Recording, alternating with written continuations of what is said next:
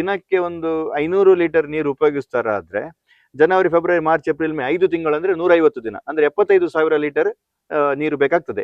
ಈ ಫೆರೋಸಿಮೆ ಟ್ಯಾಂಕಿ 1 ಲಕ್ಷ 2 ಲಕ್ಷ ಲೀಟರ್ ವರೆಗೆ ಫೆರೋಸಿಮೆ ಟ್ಯಾಂಕಿಯನ್ನು under ground ಆಗಿ ಕಟ್ಟಬಹುದು. ಇಡೀ ಗ್ರಾಮದವರು ಏನು ವಾಟರ್ ಹಾರ್ವೆಸ್ಟಿಂಗ್ ಮಾಡಿದ್ರೆ ಇಡೀ ಗ್ರಾಮದ ಅಂತರ್ಜಲ ಮಟ್ಟ ಜಾಸ್ತಿ ಆಗ್ತದೆ. ಬಾವಿಯಲ್ಲಿ ಒಂದು ಲಾಸ್ಟಿಗೆ ನೀರು ಆರಿ ಹೋಗುವಂತ ಬಾವಿಗಳಲ್ಲಿ ಸಹ ನೀರು ನಮ್ಗೆ ಲಾಸ್ಟಿಗೆ ಉಪಯೋಗಕ್ಕೆ ಸಾಕಾಗುವಷ್ಟು ಅದರಲ್ಲಿ ನಮ್ಗೆ ಲಭ್ಯತೆ ಆಗ್ತದೆ.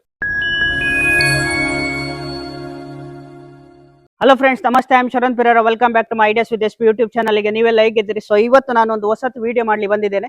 ಸೊ ಕರೆಂಟ್ಲಿ ಈಗ ಮಳೆ ಬರ್ತಾ ಉಂಟು. ಸೊ ಮಳೆಗಳಲ್ಲಿ ಎಂತ ವಿಡಿಯೋ ಅಂತ ಎನಿಸ್ತಿದ್ದೀರಾ ಅಂತ. ರೈನ್ ವಾಟರ್ ಹಾರ್ವೆಸ್ಟಿಂಗ್, ಮಳೆ ನೀರು ಕೊಯ್ಲು ಕನ್ನಡದಲ್ಲಿ ಹೇಳ್ತಾರೆ. ಮೊದಲಿನ ಕಾಲದಲ್ಲಿ ನೀರು ಬೇಕಾದಷ್ಟು ಇತ್ತು, ಆದ್ರೆ ಈ ಸಮ್ಮರ್ ಅಲ್ಲಿ ನಮ್ಗೆ ನೀರಿದ್ದು ಉಪಯೋಗ ಗೊತ್ತಾಯ್ತು, ಹೇಗೆ ನೀರು ಯೂಸ್ ಮಾಡಬೇಕು ಮತ್ತೆ ನೀರಿದ್ದು ಇಂಪಾರ್ಟೆನ್ಸ್ ಎಂತ ಅಂತ ಗೊತ್ತಾಯ್ತು. ಸೊ ಅದಕ್ಕೆ ರೈನ್ ವಾಟರ್ ಹಾರ್ವೆಸ್ಟಿಂಗ್ ಮಾಡೋದು ಭಾರಿ ಒಳ್ಳೇದು. ಸೊ ಟೆರೆಸಿದ ನೀರು ಇಲ್ಲ ವೇಸ್ಟೇಜ್ ಹೋಗುವ ನೀರನ್ನು ನಾವು ಯೂಸ್ ಮಾಡಿ ಒಂದು ಕಡೆ ಬಾವಿಗೆ ಇಲ್ಲಾದ್ರೆ ಬೋರ್ವೆಲ್ಗೆ ಒಂದು ಬಿಡ್ಬೋದು, ಇಲ್ಲ ಇಂಗು ಗುಂಡಿ ಮಾಡ್ಬೋದು. ಸೊ ಅದ್ರ ಬಗ್ಗೆ ಕಂಪ್ಲೀಟ್ ಇನ್ಫಾರ್ಮೇಶನ್ ಈ ವಿಡಿಯೋದಲ್ಲಿ ಸಿಗ್ತದೆ. ಸೊ ಈ ವಿಡಿಯೋ ಸ್ಕಿಪ್ ಮಾಡದೆ ಎಂಡ್ ತನಕ ನೋಡಿ, ಬಾರಿ ಇಂಪಾರ್ಟೆಂಟ್ ವಿಡಿಯೋ. ಸೊ ನಿಮ್ಗೆ ಸಹ ಒಂದು ಹೇಗೆ ಮಾಡೋದು, ಹೇಗೆ ನಿಮ್ಮ ಮನೆಗೆ ಇಂಪ್ಲಿಮೆಂಟ್ ಮಾಡಬಹುದು ಅಂತ ನಿಮ್ಗೆ ಇವತ್ತು ಗೊತ್ತಾಗ್ತದೆ. ಫ್ರೆಂಡ್ಸ್, ಈಗ ನಾವು ಮಿಯರ್ ಗ್ರಾಮದಲ್ಲಿ ಇದ್ದೇವೆ. ಸೊ ನಾಗಾನಂದ್ ನಾಯಕ್ ಇದು ಓನರ್ ಮನೆ, ಅವರದ್ದು ಮನೆಯಲ್ಲಿ ಇದ್ದೇವೆ. ನಮಸ್ತೆ. ಸೊ ನಮ್ಮೊಟ್ಟಿಗೆ ವಿನೂಪ್ ಡಿಸೋಜಾ ಇದ್ದಾರೆ ಮತ್ತೆ ಹರೀಶ್ ಪಾಡ್ಕರ್ ಇದ್ದಾರೆ. ಸರ್ ನಮಸ್ತೆ. ನಮಸ್ತೆ, ಹೇಗಿದ್ದೀರಿ ಸರ್? ನಾವು ಆರಾಮದಿದ್ದೀವಿ. ಕರೆಕ್ಟ್ ಆಗಿ ನಮ್ಗೆ ಈಗ ಒಳ್ಳೆ ಮಳೆ ಬರ್ತಾ ಉಂಟು, ಆದ್ರೆ ಬೇಸಿಗೆ ಕಾಲದಲ್ಲಿ ತುಂಬಾ ಪ್ರಾಬ್ಲಮ್ ಆಗ್ತದೆ. ರೈನ್ ವಾಟರ್ ಹಾರ್ವೆಸ್ಟಿಂಗ್ ನಮ್ಗೆ ವಿನೂಪ್ ಡಿಸೋಜಾ ಮತ್ತೆ ಹರೀಶ್ ಸರಿಗೆ ಒಳ್ಳೆ ಗೊತ್ತುಂಟು. ಸೊ ಹೇಗೆ ಮಾಡುದು, ಹೇಗೆ ಕ್ರಮ ಇಲ್ಲಿ ಮಾಡಿದ್ದಾರೆ, ಎಟ್ ಪ್ರೆಸೆಂಟ್ ಈ ಮನೆಯಲ್ಲಿ ಮಾಡಿದ್ದಾರೆ. ಸೊ ಕಂಪ್ಲೀಟ್ ಆಗಿ ಇನ್ಫಾರ್ಮೇಶನ್ ಕೊಡ್ತೇವೆ. ಈ ವಿಡಿಯೋ ಸ್ಕಿಪ್ ಮಾಡದೆ ಎಂಡ್ ತನಕ ನೋಡಿ. ಸರ್, ರೈನ್ ವಾಟರ್ ಹಾರ್ವೆಸ್ಟಿಂಗ್ ಹೇಗೆ ಮಾಡುದು? ಈಗ ಒಂದು ಚಿಕ್ಕ ಮನೆಯಲ್ಲಿ ಮಾಡಬಹುದಾ, ಇಲ್ಲ ದೊಡ್ಡ ಜಾಗ ಬೇಕಾ, ಎಂತ ಅಂತ ಸ್ವಲ್ಪ ವಿವರಣೆ ಹೇಳ್ಬೋದಾ? ನೋಡಿ, ರೈನ್ ವಾಟರ್ ಹಾರ್ವೆಸ್ಟಿಂಗ್ ಅದು ಮಳೆ ನೀರನ್ನು ಉಳಿಸಿ ಬಳಸುವ ಕ್ರಮಕ್ಕೆ ನಾವು ರೈನ್ ವಾಟರ್ ಹಾರ್ವೆಸ್ಟಿಂಗ್ ಅಂತ ಹೇಳ್ತೇವೆ. ಅದನ್ನು ಸಣ್ಣ ಮನೆಯಲ್ಲಿ ಮಾಡಬಹುದು, ದೊಡ್ಡ ಮನೆಯಲ್ಲಿ ಮಾಡಬಹುದು, ಸಣ್ಣ ಜಾಗದಲ್ಲಿ ಮಾಡಬಹುದು, ದೊಡ್ಡ ಜಾಗದಲ್ಲಿ ಸಹ ಮಾಡಬಹುದು. ಅದಕ್ಕೆ ಜಾಗದ ಮನೆಯ ಗಾತ್ರದ ನಿರ್ಬಂಧ ಇಲ್ಲ. ಅದು ಮಾಡುವ ಮನಸ್ಸು ಬೇಕು. ಓಕೆ, ಅದ್ರಲ್ಲಿ ಎಂತಾದ್ರೆ ನಮ್ಗೆ ಹೆಲ್ತ್ ಇಶ್ಯೂಸ್ ಬರ್ತದ, ಸೊಳ್ಳೆ ಎಲ್ಲ ಆಗ್ತದ ಮಾಡಿದ್ರೆ? ಇಲ್ಲ, ಅದರಲ್ಲಿ ಹೆಲ್ತ್ ಇಶ್ಯೂ ಏನು ಬರುದಿಲ್ಲ. ಒಂದನೇದಾಗಿ ಮಳೆ ನೀರು ತುಂಬಾ ಶುದ್ಧ, ಪರಿಶುದ್ಧ, ತುಂಬಾ ಉತ್ತಮ ಉಪಯೋಗ, ಮಾನವರ ಉಪಯೋಗಕ್ಕೆ. ಇನ್ನೊಂದಂದ್ರೆ ಬೋರ್ವೆಲ್ ಅಲ್ಲಿ ನೀರು ಇಂಗಿಸುವಿಕೆ ಮಾಡಿದ್ರೆ, ಬಾವಿಯಲ್ಲಿ ನೀರು ಇಂಗಿಸುವಿಕೆ ಮಾಡಿದ್ರೆ ಅಲ್ಲಿ ಸೊಳ್ಳೆ ಉತ್ಪಾದನೆ ಆಗುದಿಲ್ಲ. ಇಂಗು ಗುಂಡಿಯಲ್ಲಿ ಸಹ ಸೊಳ್ಳೆ ಉತ್ಪಾದನೆ ಆಗುದಿಲ್ಲ. ಯಾಕಂದ್ರೆ ನಾವು ಏನು ನೀರನ್ನು ಇಂಗು ಗುಂಡಿಗೆ ಸೇರಿಸ್ತೇವೆ ಅದು ಅಲ್ಲಿ ತ್ವರಿತವಾಗಿ ಇಂಗಿಕೊಳ್ತದೆ. ನೀರು ನಿಂತ್ರೆ, ಹಲವಾರು ದಿನ ನಿಂತ್ರೆ ಮಾತ್ರ ಸೊಳ್ಳೆ ಉತ್ಪಾದನೆ ಆಗುದು. ಅಲ್ಲಿ ಇಂಗು ಗುಂಡಿಯಲ್ಲಿ ನೀರು ನಿಲ್ಲುದಿಲ್ಲ, ಅದು ತ್ವರಿತವಾಗಿ ಇಂಗುಗೊಳ್ಳುವುದರಿಂದ ಸೊಳ್ಳೆ ಉತ್ಪಾದನೆ ಇಂತ ಯಾವ ಸಮಸ್ಯೆ ಕೂಡ ಇಲ್ಲ. ಓಕೆ, ಈಗ ರೈನ್ ವಾಟರ್ ಹಾರ್ವೆಸ್ಟ್ ಡೈರೆಕ್ಟ್ ನಾವು ಮಳೆ ನೀರನ್ನು ಕುಡಿಬಹುದಾ? ಮಳೆ ನೀರನ್ನು ನೇರವಾಗಿ ನೆಲಕ್ಕೆ ಬೀಳುವ ಮುಂಚೆ ಸಂಗ್ರಹ ಮಾಡಿ ಕುಡಿಬಹುದು, ಆದ್ರೆ ಕುದಿಸಿ ಕುಡಿಯುವುದು ಬೆಟರ್, ಉತ್ತಮ. ಓಕೆ, ಮತ್ತೆ ಹೇಗೆ ಅದು ರೈನ್ ವಾಟರ್ ಹಾರ್ವೆಸ್ಟಿಂಗ್ ಅಂತ ಸ್ವಲ್ಪ ಇನ್ಸ್ಟಾಲ್ಮೆಂಟ್ ಹೇಗೆ ಸ್ವಲ್ಪ ವಿವರಣೆ ಕೊಡ್ಬೋದಾ? ನೋಡಿ, ರೈನ್ ವಾಟರ್ ಹಾರ್ವೆಸ್ಟಿಂಗ್ ಅಲ್ಲಿ ಹಲವು ವಿಧ ಇದೆ. ಒಂದು, ನೀವು ನೆಲದಲ್ಲಿ ನೇರವಾಗಿ ನೆಲದಲ್ಲಿ ಬಿದ್ದ ನೀರನ್ನು ಇಂಗು ಗುಂಡಿಯ ಮುಖಾಂತರ ನೇರವಾಗಿ ನೆಲಕ್ಕೆ ಇಂಗಿಸಿ ಅಂತರ್ಜಲ ಮಟ್ಟ ವೃದ್ಧಿಯಾಗುವಂತೆ ಮಾಡಬಹುದು. ಇಲ್ಲಾದ್ರೆ ಇನ್ನೊಂದು ಮೆಥಡ್ ಇದೆ. ಏನಂದ್ರೆ, ನೀವು ಮನೆಯ ತಾರಸಿ ಮೇಲೆ ಬಿದ್ದ ನೀರನ್ನು ಅದು ನೆಲಕ್ಕೆ ಸೇರುವ ಮುಂಚೆ ಅದನ್ನು ಶುದ್ಧಗೊಳಿಸಿ ಫಿಲ್ಟರ್ ಉಪಯೋಗಿಸಿ ಶುದ್ಧ ಮಾಡಿ ಬಾವಿಗೆ ಅಥವಾ ಬೋರ್ವೆಲ್ಗೆ ನೇರವಾಗಿ ಕೊಡಬಹುದು, ಅಥವಾ ಅದನ್ನು ಕೂಡ ಇಂಗು ಗುಂಡಿಗೆ ಕೊಟ್ಟು ನೆಲಕ್ಕೆ ಅಂತರ್ಜಲಕ್ಕೆ ಸೇರುವ ಹಾಗೆ ಮಾಡಬಹುದು. ಓಕೆ, ಇಲ್ಲಿ ಈಗ ಎಟ್ ಪ್ರೆಸೆಂಟ್ ಎಂತ ಹೇಗೆ ಮಾಡಿದಿರಿ? ಇಲ್ಲಿ 2 ತರ ವ್ಯವಸ್ಥೆ ಮಾಡಿದ್ದಾರೆ ಅವರು. ಒಂದು, ಮನೆಯ ತಾರಸಿಯನ್ನು ಇವರು ಮನೆ ಕಟ್ಟುವಾಗಲೇ ಅದರ ಬಗ್ಗೆ ಆಲೋಚನೆ ಮಾಡಿ ಮನೆ ತಾರಸಿಯ ನೀರು ಎಲ್ಲ ಒಂದೇ ಕಡೆ ಹರಿದು ಬರುವಂತೆ ವಿನ್ಯಾಸ ಮಾಡಿದ್ದಾರೆ.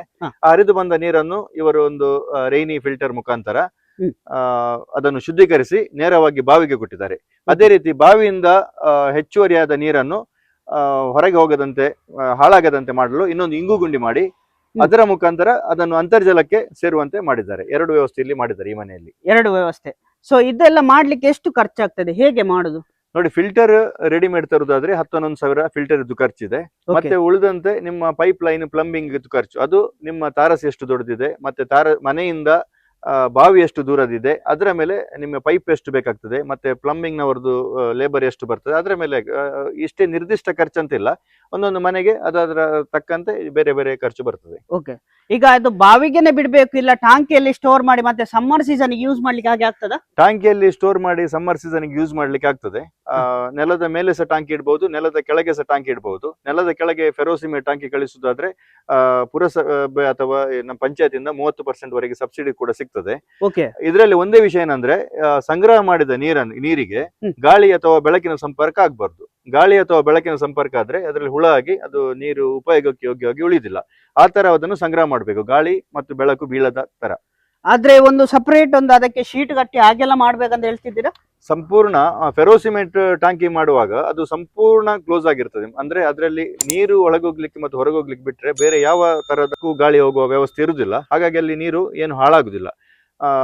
ಈ ನೀರನ್ನು 2 ವರ್ಷವರೆಗೆ ಆರಾಮದಲ್ಲಿ ಕುಡಿಯಲಿಕ್ಕೂ ಕೂಡ ಉಪಯೋಗ ಮಾಡಬಹುದು. ಆದ್ರೆ ಕುಡಿಯುವ ಮೊದಲು ಸ್ವಲ್ಪ ಬಿಸಿ ನೀರು ಕುಡಿಯುವುದು ಒಳ್ಳೆಯದು. ಸರ್, ಈಗ ನಾವು ಈಗ ಸ್ಟೋರ್ ಮಾಡಿದ ನೀರು ಅದನ್ನು ಬಿಸಿ ಮಾಡಿಯೇ ಕುಡಿಬೇಕಾ ಎಂತ ಹೀಗೇನೆ ಕುಡಿಬಹುದಾ? ನೋಡಿ, ಫಿಲ್ಟ್ರೇಷನ್ ಸಿಸ್ಟಮ್ ಹೇಗಿದೆ ಅಂದ್ರೆ ಅದು ಮೆಶ್ ಸಿಸ್ಟಮ್. ಅಂದ್ರೆ ನಿಮ್ಮಲ್ಲಿ ಏನಾದ್ರು ಪಾಮಜದ ಪಾರ್ಟಿಕಲ್ ಇದ್ದ ಮಣ್ಣಿನ ಕಣ ಇದ್ರೆ ಅದು ಫಿಲ್ಟರ್ ಮಾಡ್ತದೆ. ಓಕೆ. ಏನ್ ಪ್ಯಾಥೋಲಾಜಿಕಲ್ ಬ್ಯಾಕ್ಟೀರಿಯಾ ಅಥವಾ ವೈರಸ್ ಏನಾದ್ರು ಗಾಳಿಯಲ್ಲಿ ಈ ಇಂಡಸ್ಟ್ರಿಯಲ್ ಪೊಲ್ಯೂಷನ್ ಇಂದ ಏನಾದ್ರು ಸೇರ್ಕೊಂಡ್ರೆ ಅದು ಫಿಲ್ಟರ್ ಆಗುದಿಲ್ಲ. ಅದಕ್ಕೋಸ್ಕರ ಅದನ್ನು ಫಿಲ್ಟರ್ ಮಾಡಿ ಅಥವಾ ಕುದಿಸಿ ಕುಡಿಯುವುದು ಆರೋಗ್ಯಕ್ಕೆ ಉತ್ತಮ. ಬೇರೆ ಈಗ ನಾವು ವೆಸಲ್ ತೊಳಿಲಿಕ್ಕೆ ಎಲ್ಲ ಸಮ್ಮರ್ ಸೀಸನ್ ಈಗೇನೆ ಯೂಸ್ ಮಾಡಬಹುದು. ವೆಸಲ್ ತೊಳಿಲಿಕ್ಕೆ, ಸ್ನಾನ ಮಾಡ್ಲಿಕ್ಕೆ, ಟಾಯ್ಲೆಟ್ಗೆ, ದನ ಕರುಗೆ, ನಿಮ್ಮ ಗಿಡಗಳಿಗೆ ಹೀಗೇನೆ ಉಪಯೋಗ ಮಾಡಬಹುದು. ಓಕೆ. ಸೊ ಈಗ ಇಷ್ಟು ಸ್ಟೋರ್ ಮಾಡಿದ ನೀರು ಸಮ್ಮರ್ ಸೀಸನ್ 3 ತಿಂಗಳು 4 ತಿಂಗಳಿಗೆ ಬರ್ತದೆ. ಅಂದ್ರೆ ನೋಡಿ, ಡಿಸೆಂಬರ್ ವರೆಗೆ ನಮ್ಮ ಪ್ರದೇಶದಲ್ಲಿ ಮಳೆ ಬರ್ತದೆ. ಹೌದು. ಸೊ ಜನವರಿಯಿಂದ ಮೇ ವರೆಗೆ ನಮ್ಗೆ ನೀರು ಬೇಕಾಗಬಹುದು. ಹೌದು. ಅಂದ್ರೆ ಒಂದು ಕುಟುಂಬ ದಿನಕ್ಕೆ ಒಂದು 500 ಲೀಟರ್ ನೀರು ಉಪಯೋಗಿಸ್ತಾರಾದ್ರೆ ಜನವರಿ, ಫೆಬ್ರವರಿ, ಮಾರ್ಚ್, ಏಪ್ರಿಲ್, ಮೇ 5 ತಿಂಗಳು ಅಂದ್ರೆ 150 ದಿನ ಅಂದ್ರೆ 75,000 ಲೀಟರ್ ನೀರು ಬೇಕಾಗ್ತದೆ. ಈ ಫೆರೋಸಿಮೆಟ್ ಟ್ಯಾಂಕಿ 1 ಲಕ್ಷ 2 ಲಕ್ಷ ಲೀಟರ್ ವರೆಗೆ ಫೆರೋಸಿಮೆಟ್ ಟ್ಯಾಂಕಿಯನ್ನು ಅಂಡರ್ ಗ್ರೌಂಡ್ ಆಗಿ ಕಟ್ಬಹುದು. ಅದು ಕಟ್ಟಿ ನೀವು ಡಿಸೆಂಬರ್ ವರೆಗೆ ಸ್ಟೋರ್ ಮಾಡಿಟ್ರೆ ಡಿಸೆಂಬರ್ ಇಂದ ನಿಮ್ಗೆ ಮೇ ವರೆಗೆ ಆರಾಮದಲ್ಲಿ ಅದನ್ನು ಉಪಯೋಗಿಸಬಹುದು. ಮೆದ್ರಾಸ್ ಅಲ್ಲಿ ಈ ಸಿಸ್ಟಮ್ ನಡೀತಾ ಉಂಟು. ಅಲ್ಲಿ ಮನೆ ಕಟ್ಟಬೇಕಾದ್ರೆ, ಮನೆಗೆ ಪರ್ಮಿಷನ್ ಸಿಗ್ಬೇಕಾದ್ರೆ ಪುರಸಭೆಯಿಂದ ಅಲ್ಲಿಯ ನೀವು ಅಂಡರ್ ಗ್ರೌಂಡ್ ಸಂಪು ಮಾಡುವುದು ಕಡ್ಡಾಯ. Okay okay. ಅಟ್ ಪ್ರೆಸೆಂಟ್ ನಂಗೆ ಗೊತ್ತಿಲ್ಲ, ಈಗ ಇನ್ಸ್ಟಿಟ್ಯೂಷನ್ ಅಲ್ಲಿ ಸಹ ಅದೇ ಹೇಳ್ತಿದ್ದಾರೆ ಈಗ ಮಾಡ್ಬೇಕಂತ. ಮತ್ತೆ ಇಲ್ಲಿ ಹೇಗೆ ಬಾವಿಗೆ ಬಿಟ್ಟದ್ದು ಇದು ಸೇಫ್, ಎಂತ ಪ್ರಾಬ್ಲಮ್ ಆಗುದು? ಬಾವಿಗೆ ಬಿಟ್ಟದ್ದು ಸೇಫ್. ಯಾಕೆಂದ್ರೆ ಬಾವಿಯಲ್ಲಿ ಏನು ಮೀನು ಇದೆ, ಅದು ಏನೇ ಕಲ್ಮಶಗಳನ್ನಿದ್ರೆ, ಕ್ರಿಮಿಕೀಟ ಇದ್ರೆ ಅದು ಸ್ವಚ್ಛಗೊಳಿಸ್ತದೆ. ಹಾಗೆ ಬಾವಿಗೆ ಬಿಟ್ಟ ನೀರು ಸೇಮ್ ಮತ್ತೆ ಕ್ಲೀನ್, ಮತ್ತೆ ಅದು ಅಂತರ್ಜಲ ಮಟ್ಟಕ್ಕೆ ಸೇರಿಕೊಳ್ತದೆ, ಹೆಚ್ಚುವರಿ ನೀರು. ಓಕೆ. ಮತ್ತೆ ಸರ್, ಇಲ್ಲಿ ನೋಡಿದ 1 ಇಂಚ್ ಎಕ್ಸ್ಟ್ರಾ ಪೈಪ್ ಉಂಟು. ಸೊ ಹಾಗೆ ಮಾಡ್ಬೇಕಾ ಇಲ್ಲ ಡೈರೆಕ್ಟ್ ಹೀಗೆ ಎಲ್ಬೋ ಕೊಟ್ರೆ ಸಾಕ? ಅಲ್ಲ, ಬಾವಿಗೆ ಎಲ್ಬೋ ಕೊಡಬಾರ್ದು. ಬಾವಿಗೆ ಕೆಳಗಿನವರೆಗೆ ಪೈಪ್ ಕೊಡ್ಬೇಕು. ಯಾಕಂದ್ರೆ ಎಲ್ಬೋ ಕೊಟ್ರೆ ಅದು ಮೇಲಿನಿಂದ ಕೆಳಗೆ ಬೀಳುವ ರಭಸಕ್ಕೆ ಕೆಳಗಡೆದ್ದು ಮಣ್ಣು ಕಲುಷಿತವಾಗಿ ನೀರು ಕೆಸರಾಗಿ ಮತ್ತೆ ಬಾವಿ ಕೂಡ ಕುಸಿಯುವ ಸಾಧ್ಯತೆ ಉಂಟು. ಹಾಗಾಗಿ ಬಾವಿಗೆ ನೀರು ಕೊಡುವವರು ಬಾವಿಯ ಪೈಪ್ ಅನ್ನು ಬಾವಿಯ ಕೆಳಗೆವರೆಗೆ ಇಳಿಸಬೇಕು. ಎಸ್ ಫ್ರೆಂಡ್ಸ್, ನಮ್ಮೊಟ್ಟಿಗೆ ಇದ್ದಾರೆ ಈ ಮನೆದು ಓನರ್. ಸರ್, ಇದು ಫಿಲ್ಟ್ರೇಷನ್ ಯಾವಾಗ ನೀವು ಮಾಡಿದ್ರಿ? ರೈನ್ ವಾಟರ್ ಹಾರ್ವೆಸ್ಟಿಂಗ್ ಯಾವಾಗ ಮಾಡಿದ್ರಿ ನೀವು? ಇದು ನಾವು ಮನೆ ಕಟ್ಟಬೇಕಾದ್ರೆ ಪ್ಲಾನ್ ಮಾಡಿದ್ದೇವೆ. ಎಷ್ಟು ವರ್ಷ ಆಯ್ತು? 5-6 ವರ್ಷ ಆಯ್ತು ಈಗ. 5-6 ವರ್ಷ. ಸೊ ಹೇಗೆ ಆಗ್ತಾ ಉಂಟು? ಒಳ್ಳೇದಾ? ಸೊ ಸೇಫಾ ಎಂತಾದ್ರೆ ಸ್ವಲ್ಪ ಹೇಳ್ತೀರಾ ಜನರಿಗೆ? ಇದು ನೀರು ಹಾರ್ವೆಸ್ಟ್ ಮಾಡಿ ಶುರು ಮಾಡಿ 5 ವರ್ಷ ಆಯ್ತು. ಇದುವರೆಗೆ ನಮ್ಗೆ ಒಳ್ಳೇದಾಗಿದೆ. ಅಂದ್ರೆ ಎಲ್ಲಾ ನೀರು, ಟ್ಯಾರಿಸ್ ನ ಎಲ್ಲಾ ನೀರು ಒಂದೇ ಕಡೆ ಒಟ್ಟಾಗಿ ಫಿಲ್ಟರ್ ಮೂಲಕ ಬಾವಿ ಹೋಗ್ತಾ ಇದೆ. ಎಲ್ಲಿ ವೇಸ್ಟ್ ಆಗುದಿಲ್ಲ. ನಾವು ಸಾಧಾರಣ ಸೆಪ್ಟೆಂಬರ್, ನವೆಂಬರ್ ನಂತರ ಶುರು ಮಾಡ್ತೇವೆ ಹೆಚ್ಚಾಗಿ. ಈಗ ಬಿಡ್ತಾ ಇಲ್ಲ, ಯಾಕಂದ್ರೆ ಬಾವಿ ಫುಲ್ ಇದೆ ನೀರು. ಹಾಗಾಗಿ 5 ವರ್ಷದಿಂದ ಇಲ್ಲಿ ನಮ್ಗೆ ಬಾವಿಯ ನೀರಿನ ಮಟ್ಟ, ಇಂಗುಗುಂಡಿ ಯಾವುದೇ ಒಂದು ಎಲ್ಲ ಉಪಯೋಗ ಆಗಿದೆ. ಒಳ್ಳೆ ಉಪಯೋಗ. ಸೊ ಜನರು ಮಾಡಿದ್ರೆ ಒಳ್ಳೇದು. ಹೌದು. ಎಂತಾದ್ರೆ ಪ್ರಾಬ್ಲಮ್ ಉಂಟಾ ಇದ್ರಿಂದ? ಇಲ್ಲ, ಇದರಲ್ಲಿ ಪ್ರಾಬ್ಲಮ್ ಅಂತ ಏನು ಬರುದಿಲ್ಲ. ಯಾಕಂದ್ರೆ ನಾವು ಬೇಕಾದ್ರೆ ಮಳೆಗಾಲ ಆರಂಭ ಆಗುವ ಮುಂಚೆ ಒಮ್ಮೆ ಟ್ಯಾರಿಸ್ ಅನ್ನು ಕ್ಲೀನ್ ಮಾಡಬಹುದು. ಏನೋ ಕಸ ಇದ್ರೆ ಅದನ್ನ ಕ್ಲೀನ್ ಮಾಡ್ಕೊಂಡು ಮತ್ತೆ ನೋಡ್ಕೊಂಡು ಮತ್ತೆ ಬಿಡ್ಬೋದು ಬಾವಿಗೆ. ಅದಕ್ಕಿಂತ ಮುಂಚೆ ನೀರು ಎಲ್ಲ ಕೆಳಗೆ ಹೋಗ್ತಾ ಇದೆ. ಇಲ್ಲಿ ನೋಡ್ತೇವೆ ನೀವು, ಸೀದಾ ಇಲ್ಲಿ ಡೈರೆಕ್ಟ್ ಈ ಪೈಪ್ ಉಂಟಲ್ಲ, ಸೀದಾ ಹೋಗ್ತದೆ ನೀರು. ಕ್ಲೀನ್ ವಾಟರ್ ಮಾತ್ರ ಬಾವಿ ಹೋಗ್ತಾ ಇದೆ. ಸರಿ ಸರಿ, ಆ ತರ ನೀವು ಮಾಡಿದಿರಿ. ಪರಿಸ್ಥಿತಿ ನೋಡ್ಕೊಂಡು ನೀರು ಹೇಗಿದೆ ನೋಡ್ಕೊಂಡು ಮತ್ತೆ ಬಿಡ್ಬೋದು. ಆದ್ರೆ ನೀವ್ ಹೇಳಿದ್ರು ವರ್ಷಕ್ಕೆ 1 ಸರ್ತಿ ಟೆರೆಸ್ ಕ್ಲೀನ್ ಮಾಡಿ. ಹೌದು ಹೌದು. ಸರ್, ರೈನ್ ವಾಟರ್ ಹಾರ್ವೆಸ್ಟಿಂಗ್ ಮಾಡ್ಬೇಕಾ ಜನರು, ಮಾಡಬಾರ್ದ? ಸ್ವಲ್ಪ ನಿಮ್ಮ ಅಭಿಪ್ರಾಯ ಹೇಳ್ಬೋದಾ? ಇಡೀ ಗ್ರಾಮದವರು ರೈನ್ ವಾಟರ್ ಹಾರ್ವೆಸ್ಟಿಂಗ್ ಮಾಡಿದ್ರೆ ಇಡೀ ಗ್ರಾಮದ ಅಂತರ್ಜಲ ಮಟ್ಟ ಜಾಸ್ತಿ ಆಗ್ತದೆ. ಬಾವಿಯಲ್ಲಿ ಒಂದು ಲಾಸ್ಟಿಗೆ ನೀರು ಆರಿ ಹೋಗುವಂತ ಬಾವಿಗಳಲ್ಲಿ ಸಹ ನೀರು ನಮ್ಗೆ ಲಾಸ್ಟಿಗೆ ಉಪಯೋಗಕ್ಕೆ ಸಾಕಾಗುವಷ್ಟು ಅದರಲ್ಲಿ ನಮ್ಗೆ ಲಭ್ಯತೆ ಆಗ್ತದೆ. ಸೊ ಎಂತ ಪ್ರಾಬ್ಲಮ್ ಅಂತ ಬರುದಿಲ್ಲ. ಇಂಗುಗುಂಡಿ ಮಾಡಿದ್ರೆ ಸಹ ಅದು ನಾವು ಶುದ್ಧ ನೀರನ್ನು ಅದಕ್ಕೆ ಕೊಡುವುದರಿಂದ ಯಾವುದೇ ಕೊಳೆ ನೀರನ್ನು ಕೊಡುವುದಿಲ್ಲ. ಹಾಗಾಗಿ ಶುದ್ಧ ನೀರು ಕೊಡುವುದರಿಂದ ಅದು ಆದಷ್ಟು ಬೇಗ ಇಂಗಿ ಹೋಗ್ತದೆ. ಸೊಳ್ಳೆ ಕಾಟ ಆಗಲಿ ಇತರ ಯಾವುದೇ ಸಮಸ್ಯೆಗಳು ಇರುವುದಿಲ್ಲ. ಅದು ಕೆಲವು ಜನರು ನಾವು ಮಾಡ್ಬೇಕು ಮಾಡಬಾರ್ದು ಅಂತ ಕೆಲವು ಡೌಟ್ ಅಲ್ಲಿ ಇರ್ತಾರೆ. ಇದು ಸೇಫಾ ಅಂತ ಇಲ್ಲ, ಕೆಲವರು ಹಣದ ಬಜೆಟ್ ಪ್ರಾಬ್ಲಮ್ ಅಲ್ಲಿ ಇರ್ತಾರೆ. ಸೊ ಇದ್ರಕ್ಕೆ ಎಂತಾದ್ರೆ ಸಬ್ಸಿಡರಿ ಹಾಗೆ ಎಂತಾದ್ರೆ ಸಿಗ್ತದ? ಸಬ್ಸಿಡಿ ಇಂಗುಗುಂಡಿ ಮಾಡ್ಬೇಕಾದ್ರೆ ಗ್ರಾಮ ಪಂಚಾಯತ್ ನಿಂದ ಮತ್ತೆ ಮುನ್ಸಿಪಾಲಿಟಿ ಇತ್ಯಾದಿಗಳಿಂದ ಸಬ್ಸಿಡಿ ಅಂತ ಉಂಟು. ಓಕೆ ಮತ್ತೆ ಮನೆ ನೀರು ತಾರಸಿ ನೀರನ್ನು ಹಾರ್ವೆಸ್ಟ್ ಮಾಡ್ಬೇಕಾದ್ರೆ ಸಬ್ಸಿಡಿ ಅಂತ ಏನು ಸಿಗುದಿಲ್ಲ. ಸರಿ ಸರಿ ನಮ್ಮ Okay. ಖರ್ಚಿನಿಂದಲೇ ನಮ್ಮ ಆರ್ಥಿಕ ಸ್ಥಿತಿಗೆ ಅನುಗುಣವಾಗಿ ನಾವು ದೊಡ್ಡ ಮಟ್ಟದಲ್ಲಿ ಸಹ ಮಾಡ್ಬೋದು, ಸಣ್ಣ ಮಟ್ಟದಲ್ಲಿ ಸಹ ಮಾಡ್ಬೋದು. ಓಕೆ ಓಕೆ ಹಾಗೆ ಡಿಫ್ರೆಂಟ್ ಉಂಟು. ಹೌದು, ಡಿಫರೆನ್ಸ್ ಅಂದ್ರೆ ಈಗ ನೆಲದಡಿಯಲ್ಲಿ ಟ್ಯಾಂಕ್ ಕಟ್ಟಿ ಈಗ ಎಷ್ಟು ದೊಡ್ಡ ಟ್ಯಾಂಕ್ ಕಟ್ಟಬೇಕಾದ್ರೆ ತುಂಬಾ ಹಣ ಬೇಕಾಗ್ತದೆ. ಓಕೆ ಸಣ್ಣ ಮಟ್ಟದ ಕಟ್ಟಿದ್ರೆ ಸ್ವಲ್ಪ ಹಣದಲ್ಲಿ ಆಗ್ತದೆ. ಹಾಗೆ ಸರ್ ನಿಮ್ಗೆ ಒಂದು ಎಷ್ಟು ಖರ್ಚಾಗಿದೆ ಅಂತ ಸ್ವಲ್ಪ ಹೇಳ್ಬೋದಾ?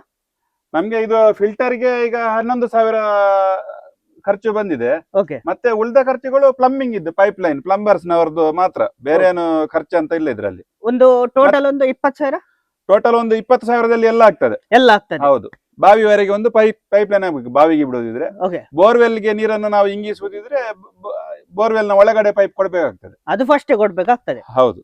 ಓಕೆ ಸರ್, ಸ್ವಲ್ಪ ಎಂತ ದೊಡ್ಡ ತರ ಕಾಣ್ತದೆ ಪೈಪ್ ಸ್ವಲ್ಪ ಎಂತ ಅಂತ ಎಕ್ಸ್ಪ್ಲೇನ್ ಮಾಡ್ತೀರಾ? ನೋಡಿ, ಇದು ಫಿಲ್ಟರ್, ಇಲ್ಲಿಂದ ಇಲ್ಲಿವರೆಗೆ ಇದು ಫಿಲ್ಟರ್. ಓಕೆ ಇದು ತಾರಸಿಯಿಂದ ಇವರು ಪ್ಲಂಬಿಂಗ್ ಮಾಡಿ ಇದಕ್ಕೆ ಕೊಟ್ಟ ಪೈಪ್, ಇದು ಇನ್ಪುಟ್. ಇದು ತಾರಸಿಯಿಂದ ಬಂದ ನೀರು ಇಲ್ಲಿ ಒಳಗೆ ಹೋಗ್ತದೆ. ಓಕೆ ಇದರ ಒಳಗೆ ಅದೊಂದು ಸ್ವಿರ್ಲ್ ಟೈಪ್ ತಿರುಗಿ ಅಲ್ಲಿ ಒಂದು ಮೆಶ್ ಫಿಲ್ಟರ್ ಇದೆ. ಆ ಮೆಶ್ ಫಿಲ್ಟರ್ ಅಲ್ಲಿ ಹಾ. ಸ್ವಚ್ಛ ನೀರು ಮತ್ತೆ ಸ್ವಚ್ಛ ಇಲ್ಲ ನೀರು ಇದು ಬೇರೆ ಬೇರೆ ಆಗ್ತದೆ. Okay. ಸ್ವಚ್ಛ ನೀರು ಇಲ್ಲಿಂದ ಬಂದು ಬಾವಿಗೆ ಹೋಗ್ತದೆ. ಇಲ್ಲಿಂದ ಬಾವಿಗೆ ಹೋಗ್ತದೆ. ಹೌದು, ಕೊಳೆ ಇದ್ದ ನೀರು ಸ್ವಚ್ಛ ಆಗದ್ದು, ಅದರಿಂದ ಕಲ್ಮಶ ಪಾಮಜಿದ್ದು ಎಲ್ಲ ಸೇರಿ ಇಲ್ಲಿಂದ ಹೊರಗೆ ಹೋಗ್ತದೆ. ಇವರೀಗ ಹೊರಗೆ ಹೋಗುವ ಪೈಪ್ ಅನ್ನು ಆನ್ ಇಟ್ಟಿದ್ದಾರೆ, ಬಾವಿಗೆ ಹೋಗುದನ್ನು ಬಂದಿಟ್ಟಿದ್ದಾರೆ. ಯಾಕಂದ್ರೆ ಹೆಚ್ಚು ಮಳೆ ಬರ್ತಾ ಉಂಟು ಸಿಕ್ಕ ತೀರವಾಗಿ. ಮಳೆ ಸ್ವಲ್ಪ ಕಡಿಮೆ ಆದ್ಮೇಲೆ ಇದನ್ನು ಓಪನ್ ಮಾಡಿ ಇವರು ಬಾವಿಗೆ ಕೊಡ್ತಾರೆ. ಯಾಕಂದ್ರೆ ಬಾವಿಯಿಂದ ಹರಿದು ಹೋಗ್ತಾ ಉಂಟು, ಅದಕ್ಕೋಸ್ಕರ ಈಗ ಎಲ್ಲ ಹೊರಗೆ ಕೊಟ್ಟು ಇಲ್ಲಿಂದ ಬಾವಿಗೆ ಬಂದ್ ಮಾಡಿ ಇಟ್ಟಿದ್ದಾರೆ. ಓಕೆ, ಮೇನ್ ಪ್ರೊಸೆಸ್ ಇರೋದು ಇಲ್ಲಿ. ಮೇನ್ ಪ್ರೊಸೆಸ್ ಇರೋದು ಇದರಲ್ಲಿ. ಇದರ ಒಳಗೆ ಒಂದು ಮೆಶ್ ಫಿಲ್ಟರ್ ಇದೆ. ಮೆಶ್ ಫಿಲ್ಟರ್ ಅಲ್ಲಿ ಅದು ನಿಮ್ಗೆ ಕ್ಲೀನ್ ಆಗಿ ಹೊರಗೆ ಬರ್ತದೆ. ಫಿಲ್ಟರ್ ಇದೆ ಒಳಗಡೆ, ಇದರಲ್ಲಿ ನೀರು ಕ್ಲೀನ್ ಆಗಿ ಇದರಲ್ಲಿ 3 ಲೇಯರ್ ಮೆಶ್ ಇದೆ. ಕ್ಲೀನ್ ಆಗಿ ಕ್ಲೀನ್ ನೀರು ನಿಮ್ಗೆ ಬಾವಿಗೆ ಹೋಗ್ತದೆ. ಕ್ಲೀನ್ ಇಲ್ಲದ್ದು ಕೊಳೆ ಕಸ ಎಲ್ಲ ಹೊರಗೆ ಹೋಗ್ತದೆ ನಿಮ್ಗೆ. ಇದು ಚೇಂಜ್ ಮಾಡ್ಬೇಕು ಇಲ್ಲ ತೊಳಿಬೇಕು ಹಾಗೆ ಅಂತ? ಇದು ತೊಳಿಬೇಕು. ಇದು ವಾರಕ್ಕೊಂದ್ಸಲ ತೊಳೆದ್ರೆ ಒಳ್ಳೇದು ಮಳೆಗಾಲದಲ್ಲಿ. ಮತ್ತೆ ಮಳೆ ಶುರುವಾಗುವ ಮೊದಲು ಒಂದ್ಸಲ ಕ್ಲೀನ್ ಮಾಡಿ ಹಾಕಿದ್ರೆ ಒಳ್ಳೇದು.